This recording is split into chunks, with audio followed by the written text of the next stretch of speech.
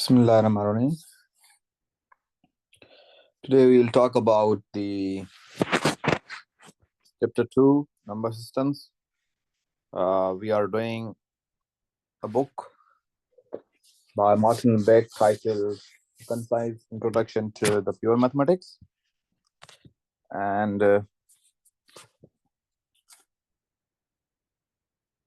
this is chapter 2. And in this chapter, we start with writing down the real numbers.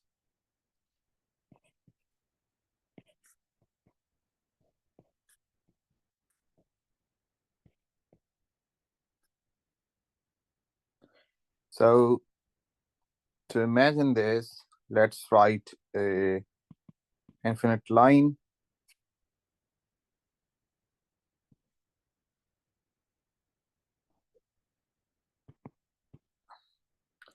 Now let's choose a point on this infinite line where and label it by 0. So let's say the middle of this line is going to be 0. Also choose a unit of length. So let's say choose a unit of length is plus minus 1. So we will go further plus 1 and then minus 1 like that. And then we can mark the numbers 1 here, 2, 3, and minus 1, minus 2, minus 3. This is our real line. Now we shall think of real numbers as a points on this line.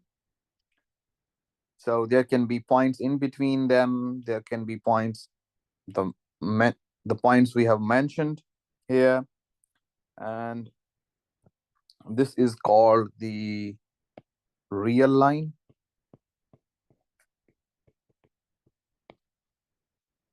We write the real numbers by this symbol, and the real numbers have a natural ordering, which we now describe. And to describe it, let's say if x and y are real numbers,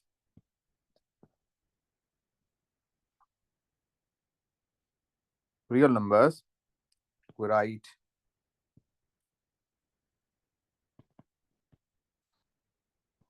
x is less than y or y is greater than x. And we can say this if x is to the left of y, left, or even we can say y on the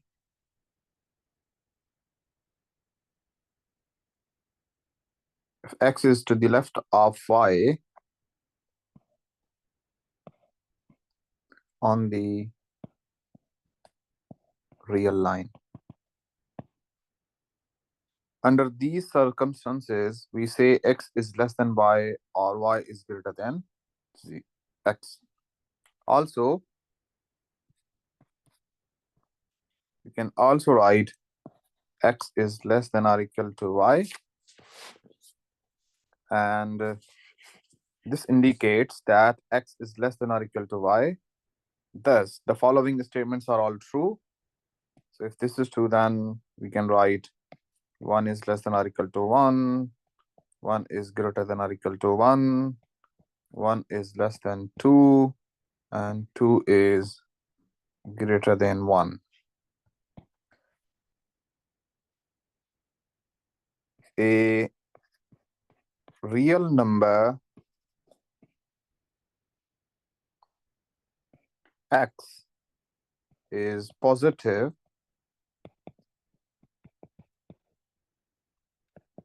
if x is greater than 0 and is negative if x is less than 0. This is how we write it. Now the integers are the whole numbers. Now these whole numbers over here, this one, these are the whole numbers. And then if we combine all these numbers which we have pointed out on this real line, they will create the set of integers. So we can write the integers are the whole numbers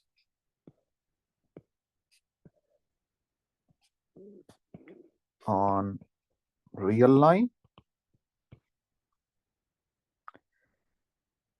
and for that we write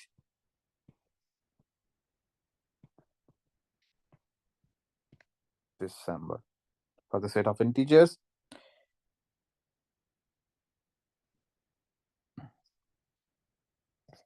We also write n for the set of natural numbers,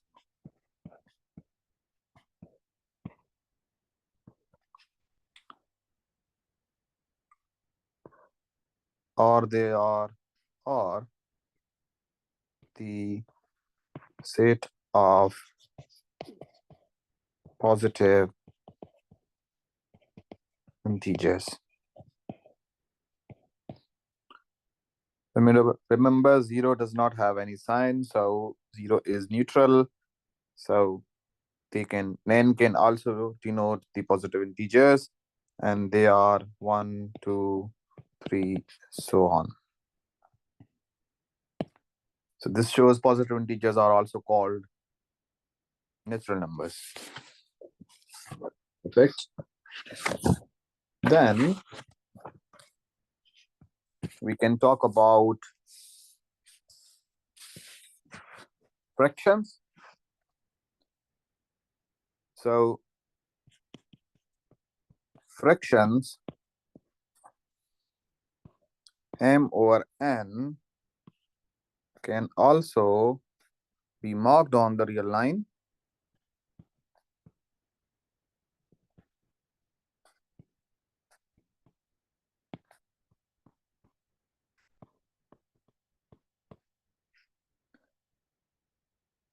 So for example, 1/2 is placed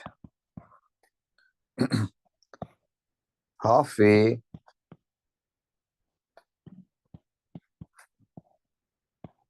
between 0 and 1.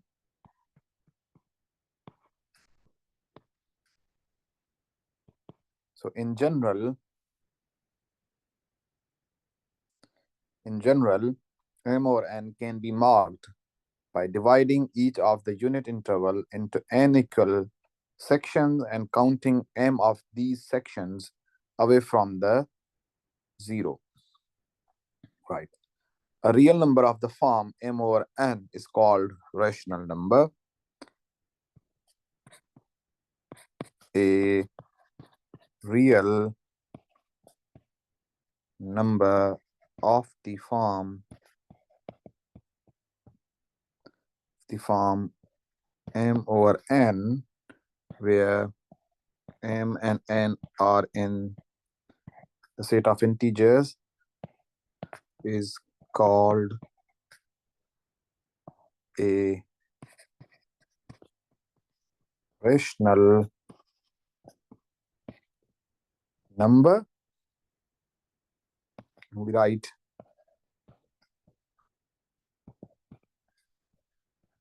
Q for them for the set of all rationals. So there are, of course, many different fractions representing the same rational number. So, for example,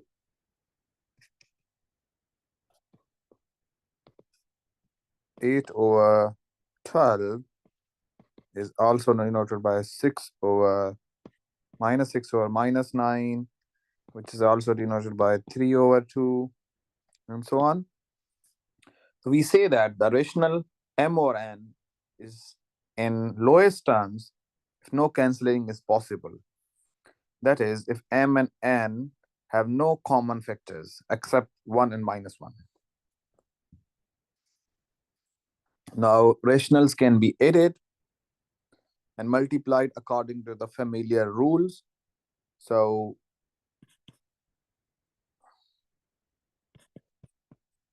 add and multiply rationals. And so let's say we have m/n plus p/q, and we can add them by saying m into q plus n into p divided by n into q. We can multiply them. So m/n multiply p/q, and that can be done by m into p over n into q. Now notice that the sum and the product of two rationals is again rational. So we write it with this. So the sum and product of two rationals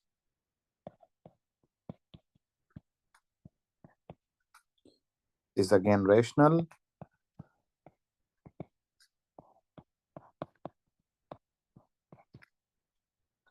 In fact, addition and multiplication of arbitrary real numbers can be defined in such a way as to obey the following rules. So let's state the rules for adding and multiplying the reals. So we name it rules 2.1. So we say for all A, B, C in real, we have rule 1, which says that we can add two reals by like this. So adding is commutative, and we can also multiply them like this. Rule 2 says A plus B plus C can also be done in the following way: A plus B plus C, and the multiplication A into B into C is AB into C. And rule 3 says A into B plus C is AB plus AC. Okay. Now these are the three rules rationals follow when we add them or multiply them. And then if we add and multiply them together, for example,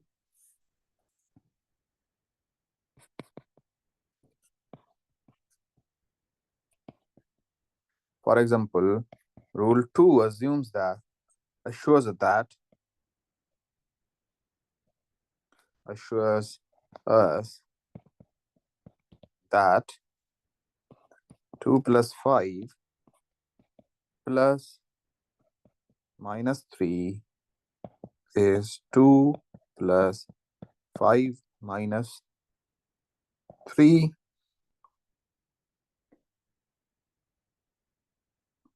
which in this case 7 plus minus 3, and in this case 2 plus 2, and this will be 4 and this will be 4 also. Similarly, we can do is 2 cross 5 cross minus 3 is 2 cross 5 cross minus 3, and that will be 2 cross minus 15 is 10 cross minus 30, and this is, sorry, minus 3. This is minus 30 and this is also minus 30. Now, before proceeding further, let us pause briefly to reflect on these rules and see that they may seem obvious to us because we have learned them in very basic mathematics, but like in some sense that you have probably been assuming them for years without thinking. But ponder the following equation to be solved for x. Which equation? So let's say we have an equation. Again, example. Let's solve for x. Which equation? X plus 3 is 5. Can we use these rules only to solve this equation? Yes, we can. And to solve this, what we can do, that we can take, let's say step 1 is add minus 3 to both sides. And to do that, what we have x plus 3 plus minus 3, 5 plus minus 3. Step 2 is apply rule 2. Apply rule 2. Apply rule 2, and that will be that x plus 3 plus minus 3 is 5 minus 3. Step 3 is this gives x plus 0 is 5 minus 3, and then we get x is 2. Now, if you're doing pure maths, okay, if you go further, you will define a mathematical system, and in that mathematical system, there is another property or another rule for reals and even complex numbers that gives you the condition that what, how do you go from here to here? I know that if you add 0 to the number, it adds nothing. You are adding nothing. But what, by which property, what property that is? What property 0 acquires, 0 have?